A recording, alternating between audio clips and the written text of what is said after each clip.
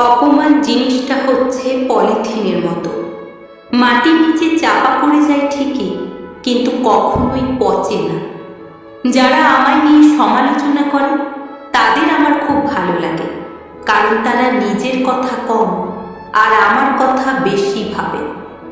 ক্ষমা ঠিকই করে দিয়েছি, কিন্তু আঘাতগুলো কখনো ভুলব না।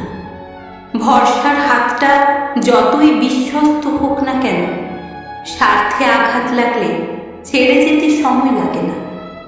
মানুষকে নিয়ে এত ওভার কনফিডেন্স দেখাবেন না, কারণ মানুষ শুরুতে যেমনটা দেখায় সে শেষে তেমনটা থাকে না। অবহেলা দেখানোর জন্য ভাষার প্রয়োজন হয় না, ব্যবহারই যথেষ্ট।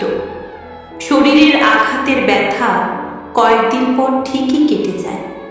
প্রিয় মানুষের কথা, আঘাত নিঃশ্বাস ফুরবার আগের মুহূর্ত পর্যন্ত বয়ে বেড়াতে হয়। আমার সাথে কথা না বললে যদি তার সময় ভালো কাটে, তাহলে আমি তার ভালো থাকাটা নষ্ট করতে চাই না। স্বার্থ থাকলে ময়লা কাপড় থেকেও সুগন্ধি আসে, আর স্বার্থ ফুরিয়ে গেলে সুগন্ধিযুক্ত কাপড় থেকেও দুর্গন্ধ আসে। জীবন আমাকে দুটো জিনিস শিখিয়েছে। প্রথম হলো নিজেকে নিয়ে খুশি থাকা, আর দ্বিতীয় হলো ঈশ্বর ছাড়া কারোর প্রতি বিশ্বাস না রাখা। রিভেন্স অফ নেচার বলে একটা কথা আছে, যে যাই করুক না কেন সময় মতো তার ফল পাবে।